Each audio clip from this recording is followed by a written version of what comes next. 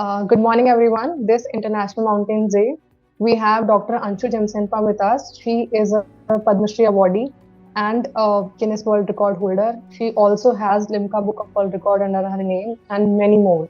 So her achievements are endless, and we are so great to have her today.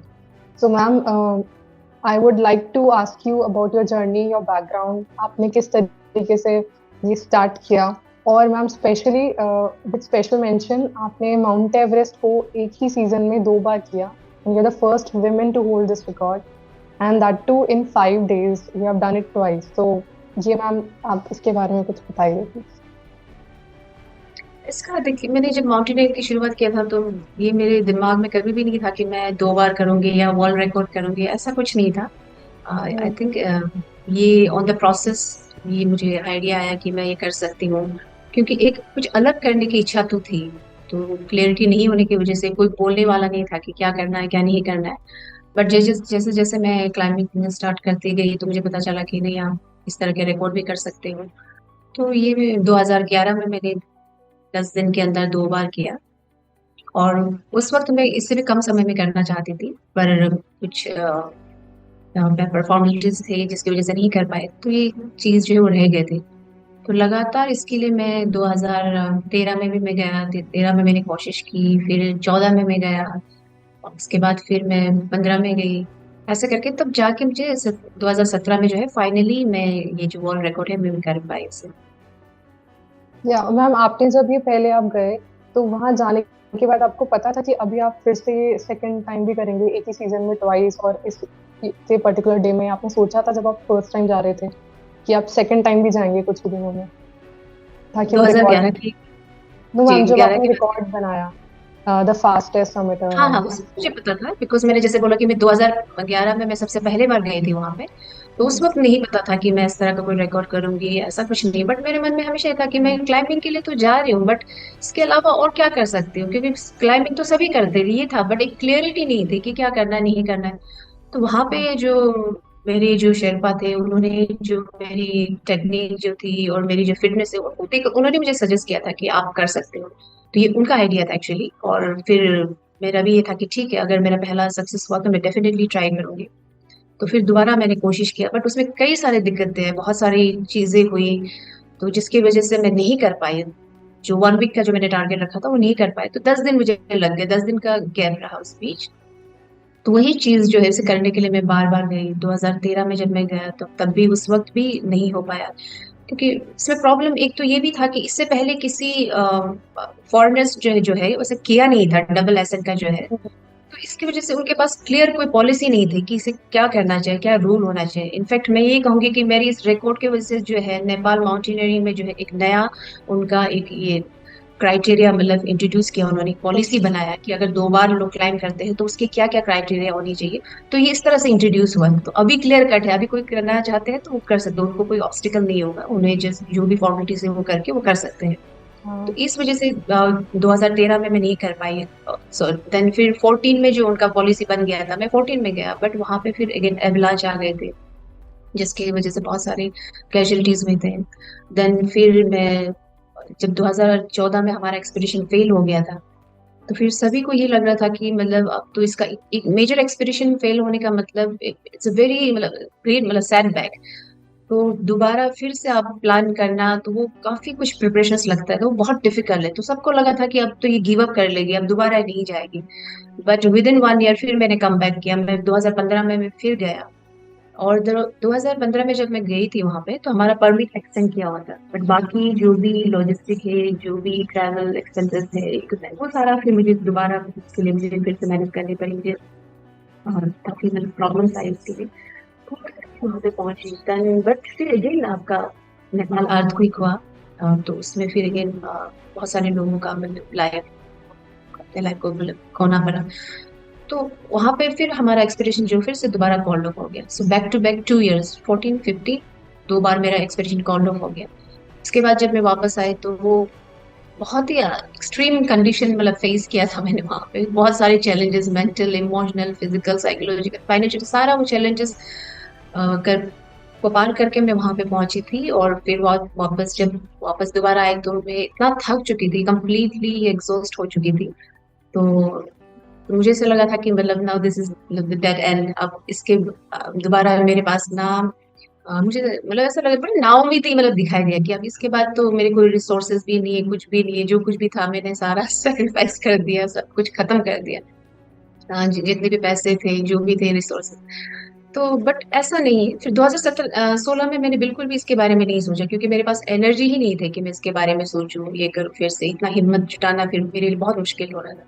But फिर 2017 में फिर मुझे लगा कि नहीं, क्योंकि हमारा परमिट जो है 2017 तक के लिए एक्सटेंड किया गया था, तो फिर मुझे लगा कि नहीं, मतलब फिर मुझे कोशिश करनी चाहिए, क्योंकि फिर कल को ऐसा ना हो कि मतलब अब जब अपने डेथ बेड में बैठे होंगे तो फिर आपको ये रिग्रेट ना हो कि वो मैंने अगर थोड़ा सा कोशिश किया होता तो शायद मैं कर सकती थी। तो उस रिग्रेट के साथ मुझे नहीं जीना था। तो इसलिए फिर से मैंने शुरुआत किया, फिर से मैंने लोगों को अप्रोच किया करके। तो फाइनली मेरा एक ही एक्सपीडिशन है 2017 में जहाँ पे मुझे फुल्ली स्पॉन्सरशिप मुझे मिला। इससे पहले जो भी था तो वो मैंने कुछ परसेंटेज जो है वो गवर्नमेंट की तरफ से हेल्प मिला, बाकी जो हमने अपना एंसेस्टर लैंड जो है वो सेल किया, फिर जितने भी सेविंग्स थे वो सारा मतलब ऐसे करके। तो ये, तो इसमें मैं मेरा ये एक्सपीरियंस मैं ये कहना चाहूंगी कि मतलब कभी कभी हमें लाइफ में ऐसा पॉइंट आते हैं जहाँ पे आपको पूरा नाउम्मीद ही मतलब आपको दिखाई देता है, बट ऐसा नहीं, आप कोशिश करेंगे तो डेफिनेटली आपको फिर जो है रास्ता मिलते जाता है, लोग जुड़ते जाते हैं आपके साथ में। तो ये मेरा एक्सपीरियंस रहा। Definitely, ma'am. And ma'am, being a mountaineer, that's a very challenging part. And being a women mountaineer, and a person from Northeast also. Did you face anything, any additional challenges being a woman and a mountaineer? Like, if people are not confident enough in the initial stages of your mountaineering journey, or any time as a woman, did you face any biases? I think मेरे लिए मेरी journey में जो है I think सबसे interesting तो यही था कि एक तो मैं महिला हूँ, दूसरा फिर मैं दो बच्चों की माँ थी। तो जब मैंने शुरुआत किया था तो हमारे यहाँ पे लोगों को इसके बारे में पता भी नहीं था, तो और फिर सबको ये लगता था कि मेरी एज 29 थी उस वक्त, तो फिर सबको ये लगता था कि ये क्या कर पाएगी, अब ये 30 पहुंचने वाली है ना, अपना फैमिली है, ये है। तो उस तरह के बायसेस तो डेफिनेटली क्रिटिसिज्म बोलिए जो भी, तो इस तरह के तो बहुत फेस किया मैंने। तो सबका ये था कि आप क्यों जा रहे, क्यों कर रहे, क्यों रिस्क ले रहे हो, आपसे नहीं हो पाएगा, है ना, आपकी जो पहले फिटनेस थी वैसा नहीं है, अब आपके दो दो बच्चे हो चुके हैं तो बॉडी में बहुत सारी चेंजेस आ जाती है। तो मुझे भी थोड़ा लगा कि हाँ, कहीं ना कहीं ये बात सही है। बट अगेन फिर मैं इसमें ये कहना चाहूंगी कि अ, जब मैंने फिर धीरे धीरे जैसे क्लाइंबिंग करना शुरू किया, जैसे जैसे एक्सपीरियंस गेन करती गई, तो फिर मुझे ये रियलाइज हुआ कि मेंटल फिटनेस जो है वो ज्यादा इम्पोर्टेंट है। तो जी, तो नो डाउट पहले मैं फिजिकली बहुत फिट रही होंगी, बट मेंटल फिटनेस बहुत इंपॉर्टेंट है। तो और इतने साल में जो है मैंने काफी कुछ मतलब एक्सपीरियंस किया था, काफी कुछ मेच्योरिटी आ गए थे, काफी कुछ अपने आप को संभाल सकती थी, तो ऐसा करके तो वो चीज मुझे हेल्प किया। तो इसलिए इसमें एज का भी आई थिंक ऐसा कुछ मतलब दीज आर ऑल एक्सक्यूजेस, तो आपको इसके बारे में भी कुछ भी नहीं सोचना है, आपको कुछ करना है तो करना है, आपको ठान लेना है, बस आपको you just have to start, पहला कदम आपको रखना है, बाकी बात धीरे धीरे सब कुछ होते जाएंगे। मैम एक्चुअली इस एज फैक्टर से आई थिंक आपने एक बहुत बड़ा एग्जांपल सेट किया है, क्योंकि पीपल थिंक कि लेट ट्वेंटीज में कुछ स्टार्ट करना, स्पेशली इतना एग्जॉस्टिंग फिजिकल एक्टिविटी, उनको लगता है it's they are going towards end of career, because it should be early twenties और teenage years and everything, you should start practising. But आपने इस टाइम पे करके और वर्ल्ड रिकॉर्ड अचीव करके, it's a good example. I think बहुत youth will be benefited from this, उनको पता चलेगा कि ये सब सिर्फ मेंटल एक्सक्यूजेज हैं, वी कैन डू दिस। या और मैम आपने इतने सारे समिट्स किए हैं, सो माउंट एवरेस्ट इज सेड क्योंकि वो हाईएस्ट है, is it being highest also, is it the toughest?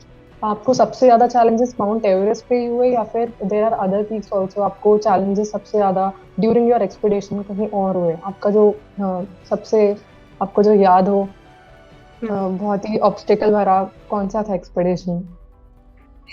ऐसा है as a being a mountaineer, जो हमें पता है कि वो माउंटेन बड़ा हो या छोटा हो, तो रिस्क फैक्टर जो है वो हमेशा मतलब सेम ही रहता है। तो हम्म। जब भी हम एक्सपीडिशन के लिए जाते हैं तो अनसर्टेनिटी बहुत ज्यादा होता है, हमें नहीं पता होता कि हम वापस आएंगे नहीं आएंगे, आएंगे भी तो फिर किस हालत में आएंगे, है ना।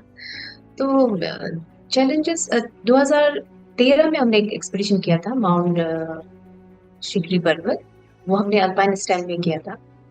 तो हमारे पास दो ही रोप थे, तो हम उसी रोप को हमने फिक्स किया, फिर हम वापस फिर उसी रोप को रिट्रीट करके लाए। तो ये है तो 6000 मीटर पिक है, बट करीब हमें 17 घंटा लग गया था। वो भी काफी चैलेंजिंग रहा मेरे लिए, और हम पहले से विलेंस थे जिन्होंने वो उस फेस से क्लाइम किया था।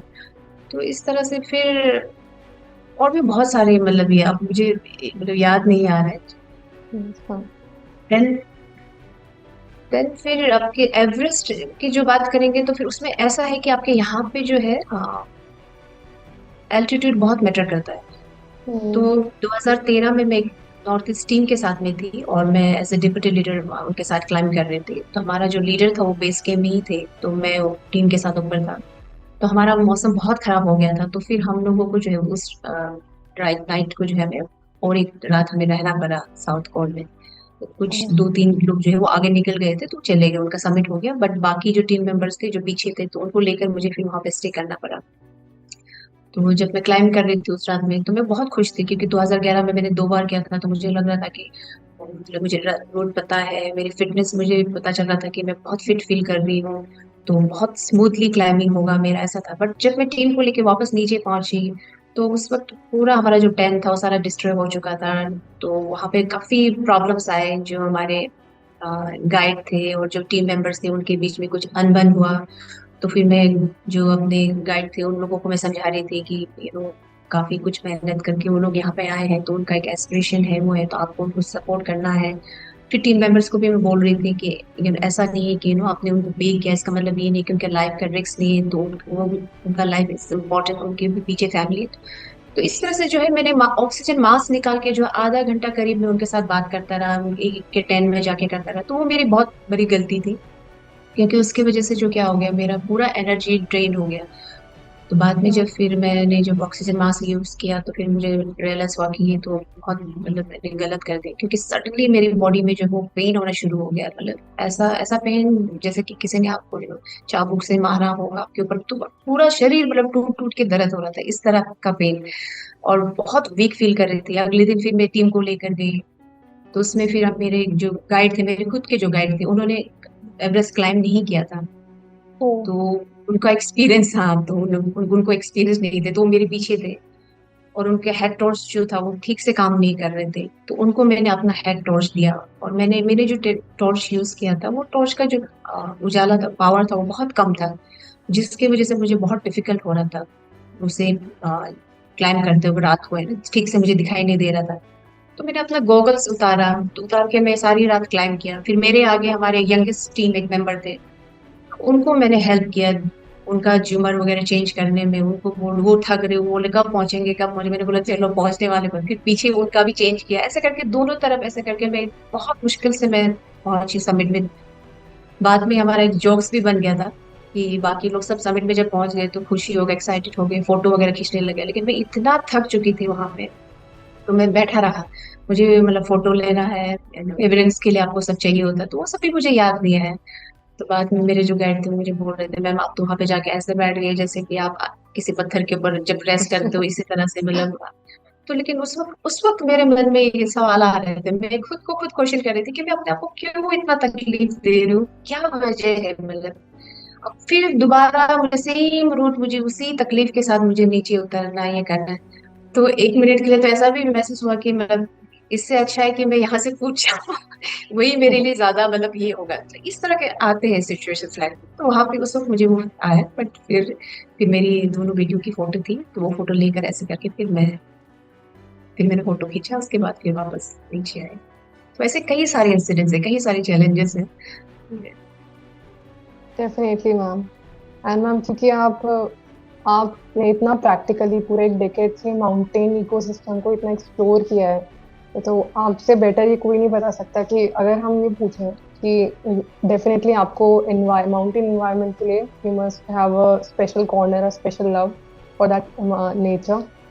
आप लोग जब जाते हैं तो आप लोग इन चीज़ों का ध्यान रखते हैं पूरी टीम कि how to not throw everything around, और गार्बेज, प्लास्टिक पोल्यूशन थोड़ा कम हो, इन सब चीजों का भी, क्योंकि वहां पर इतनी सब चीजों में ये चीज ध्यान में रखी जाती है या नहीं जाती है, क्योंकि ऑलरेडी आप लोग के पास इतनी सब चीजें होती हैं, प्लास्टिक पोल्यूशन, बिल्कुल एनवायरनमेंट, रखी जाती है बिल्कुल तभी। इस चीज का बहुत ज्यादा ध्यान रखते हैं। हाँ, मैं तो यही कहती हूँ कि जब आप क्योंकि मुझे देखिए माउंटेनियरिंग से जो बिगेस्ट लर्निंग जो टेक अवे जो है वो मेरा यही है कि हर चीज के अगेंस्ट जा सकते हो बट आप नेचर के अगेंस्ट कभी भी नहीं जा सकते।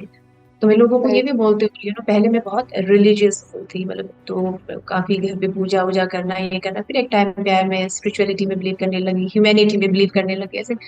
तो बट लेकिन मैं अभी ये बोलती हूँ कि मेरा जो गॉड मतलब वो नेचर है, मतलब बिकॉज नेचर के आगे हम कुछ भी नहीं है।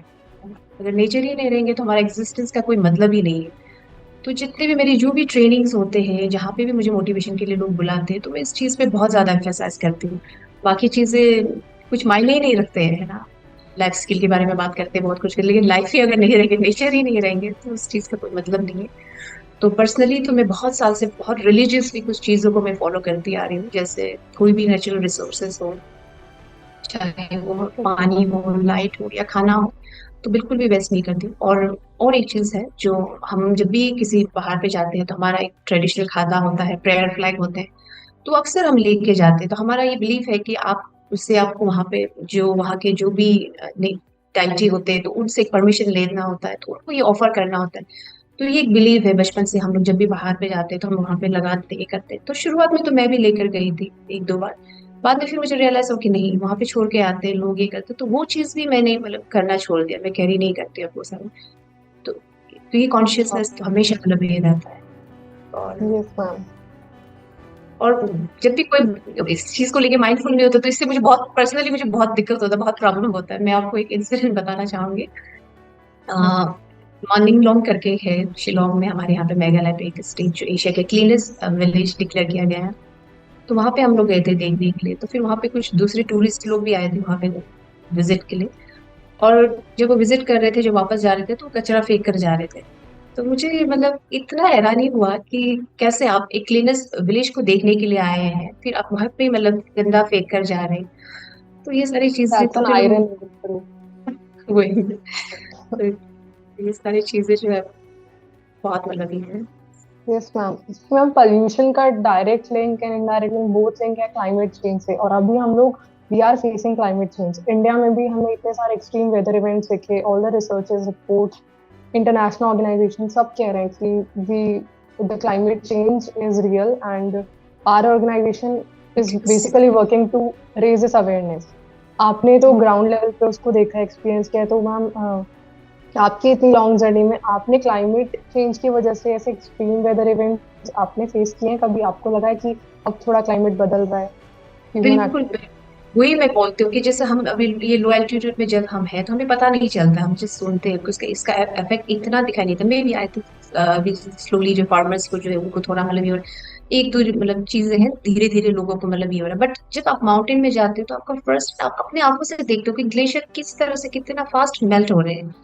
मैं 2011 में मैं एवरेस्ट में गई थी, देन फिर मैं 17 में गई, तो उस बीच इतना कम समय में वहां पे बहुत सारे चेंजेस मैंने देखा। एंड फिर हमारे यहाँ पे भी अरुणाचल में भी पिक है। 2012 में मैं गई थी वहां पे, तो उस रेंज में मैंने 3 पिक किया हुआ है, एक अनक्लाइम पिक भी मैंने किया हुआ है। तो जब मैं 2012 में जब वहां पे गई थी तो वहां पे बहुत सारे आईबेक्स थे, बहुत सारे ग्रीनरीज थे, ये थे। बट फिर 16 में मैंने वुमेन एक्सपीडिशन लीड किया था वहां पे। जब मैं 16 में गया तो अनफॉर्चुनेटली मुझे बहुत दुख हुआ कि वहां पे जो आईबेक्स थे वो उसका जो ये वहां पे मुश्किल से एक दो ही दिखाई दे रहे, जबकि वो पहले हजार के तादाद में दिखाई दे रहे थे अब। तो इस तरह से बिल्कुल आपका चेंजेस तो देखने को मिलता है। हम कभी तब आपको एक्सट्रीम लगता है कि weather, yes real it's a big trend. Because we are not there,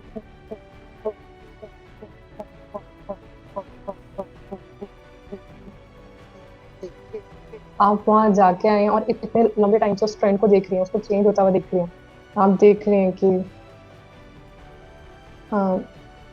it's, ma'am am I audible? बीच में थोड़ा सा ही हो गया था, कट गया। ओके। हाँ, तो मैम आप इतने लंबे टाइम से उस चीज को देख रही हैं कि वो कैसे चेंज हो रहा है, चेंजेस एक्चुअल में आ रहे हैं रियल लाइफ में, इट्स सिर्फ बुकिश और कोई रीड करके बातें नहीं है, आपने उसको एक्सपीरियंस किया है। तो इसीलिए आपके वर्ड्स ज़्यादा मैटर करते हैं इन ग्राउंड लेवल पे उस चीज़ों को देखा है। मैम कभी आपको ऐसे वेदर कंडीशन चेंज होने की वजह से या बहुत हमेशा इस मंथ में ऐसा मौसम होता था बट आजकल इस मंथ में मौसम थोड़ा चेंज हो गया है, इन चीज़ों की वजह से आपको आपके एक्सपीडिशन के टाइमिंग्स या ये सब रूट्स कभी चेंज करने पड़े हैं क्लाइमेट चेंज की वजह से? हाँ, बहुत अनप्रेडिक्टेबल अनसर्टेनिटी मिला होगा। पहले तो आपको था कि आप कैलकुलेट कर सकते थे कि हाँ इस टाइम पे ऐसा होगा वैसा होगा, बट भी ऐसा बिल्कुल भी नहीं। आप इवन आप वेदर अगर फोरकास्ट के लिए भी आप ये करते हो तो वो भी नहीं बोल सकते, वो भी 100% करेक्ट नहीं होता है। तो इसलिए मैं तो कभी फॉलो ही नहीं करती हूँ, तो क्योंकि वो बिल्कुल उसका उल्टा रिजल्ट आपको मिलता है। तो ऐसे कभी बहुत ज्यादा मतलब ये हो गया अनप्रेडिक्टेबली, और इसकी वजह से रिस्क भी काफी बढ़ गए हैं। जैसे कि हमें जो हमारा रोप होता है वो एंकर करके रखते हैं, तो ग्लेशियर बहुत जल्दी मेल्ट हो रहे हैं, तो बहुत जल्दी जल्दी आपका मतलब ये हो रहा है, तो क्या होता है कि उससे जो एंकर जो है वो बाहर निकल के आ जाते हैं। तो ये एक हम्म। खतरा है, तो आपका सेफ्टी तो ये चैलेंजेस देखने को मिल रहे हैं। और फिर दूसरा ये भी है कि इसे बहुत ज्यादा कमर्शलाइज्ड किया जा रहा है, किया गया मतलब कोई यहाँ पे कोई रूल रेगुलेशंस मतलब ये नहीं, जो कि बहुत जरूरी है फॉलो करना। इंडिया में भी जितने भी हिमालयन स्टेट है वहाँ पे मैंने क्लाइंबिंग की अलग अलग पीकों में, तो वहाँ पे भी बहुत सारी गंदगी मुझे देखने को मिला। तो ये एक बहुत कंसर्न की मतलब बात है। तो आई थिंक मुझे लगता है कि इसमें चेक एंड बैलेंस होना चाहिए ये सर, और इसे एक स्पोर्ट्स के तौर पे ही लिया जाए, ना कि कमर्शियल मतलब उससे लिया जाए। बट अगेन फिर एट द सेम टाइम मैं ये भी कहना चाहूंगी कि ऐसा नहीं कि सिर्फ माउंटेनियर्स ही जो है वो ग्लोबल वार्मिंग क्लाइमेट चेंज के लिए मतलब रिस्पॉन्सिबल है। बहुत सारी हम्म। दूसरी इंडस्ट्री भी है। तो हर किसी को एक इंडिविजुअल लेवल पे अवेयर होना चाहिए, अपने लेवल से एफर्ट डालना चाहिए कि वो कम से कम जो है कार्बन फुटप्रिंट है जो आपका यस मैम, माउंटेनियर्स तो मैम डेफिनेटली वो ऐसे एक्सपीडिशन पे भी इन चीज़ों का ध्यान रखते हैं। It's an additional thing, it's a learning बाकी सब के लिए कि वो अपने इतने इंपॉर्टेंट एक्सपीडिशन पे हैं, अपने इतने क्लाइमेट फैक्टर्स खुद की जर्नी के साथ साथ भी वो अगर उस चीज़ को इतना ध्यान रख रहे हैं, they are keeping the environment clean. तो आप अपनी डे टू डे लाइफ में ये बहुत आसानी से कर सकते हैं जब एक हाँ कोई पर्सन इतने चैलेंजिंग लेवल पे चीज़ों का ध्यान रख रहा है, बिकॉज इट्स इम्पोर्टेंट। तो जी इसीलिए जी, बिल्कुल ये बिल्कुल मैम। एग्री कर जी। अगर आप नेचर पे जाएंगे तो आप नेचर, तो यही सीख आपको मिलते हैं वहां से, तो आप यही सीख कर आते हैं। This is the beauty of mountaineering में है, कोई भी एडवेंचर स्पोर्ट्स हो जो नेचर के साथ आप करते हैं, तो ये सीख आपको मिलती है। वही चीज जो एक्सपीरियंस आप लेकर आते हैं वही चीज आप लोगों में बांटते हो, तो इस तरह से जी। यस मैम, आपके इंसाइट्स बहुत ही यूजफुल है स्पेशली यूथ के लिए जो अब इस चीज पे आ रहे हैं कि हाँ they are understanding climate change क्या है, कैसे सब लोग के एक्सपीरियंसेस होते हैं, कैसे छोटे छोटे एक्शंस की वजह से ये रिड्यूस हो सकता है इसके इम्पैक्ट और ये सब। और जब रियल लाइफ में ऐसे माउंटेन टेरेन्स पे सब हो रहा है, माउंटेन कम्युनिटीज को उसका कितना हार्श इम्पैक्ट देखना पड़ता है। जैसे आप बता रही हैं कि फार्मर्स जो है वहाँ पर उनको भी, क्योंकि क्लाइमेट चेंज हो रहा है, सीजन चेंज हो रहे हैं, उनका क्रॉप ग्रोइंग सीजन पे अफेक्ट पड़ता है, उनकी क्रॉप प्रोडक्शन पे अफेक्ट पड़ता है। और माउंटेन कम्युनिटीज ऐसे रिजिलियंट उनके लिए होना थोड़ा मुश्किल होता है इस चीज़ की वजह से। आपको बीइंग अ माउंटेन कम्युनिटी वहाँ पर अभी आपके जहाँ टॉप हाई माउंटेन्स पे नहीं, आपके रीजन में थोड़ा कुछ सीजन में वेरिएशन ये सब दिखा है क्लाइमेट चेंज की वजह से विथ टाइम? बिल्कुल, वो तो हर जगह है, यहाँ पे भी है। Okay ma'am. जैसे मैंने कहा थैंक कि ये रियल है, मतलब ऐसा नहीं है। तो आप माउंटेन में जब जाएंगे तो आपको पता चलता है कि हाँ, और कितना फास्ट मतलब ये चीज मतलब अफेक्ट कर रहा है, तो बिल्कुल। यू। राइट। तो ma'am this was very helpful and I hope हमारी ऑडियंस को इससे बहुत कुछ सीखने को मिलेगा। एंड आप you are an inspirational person and आपकी बातें will be a very motivational thing for everyone. And thank you so much for joining us today on the occasion thank of you. International Mountain Day. No one could have been better than you for this thing. Yeah, we are so grateful to have you over here. Thank you, ma'am.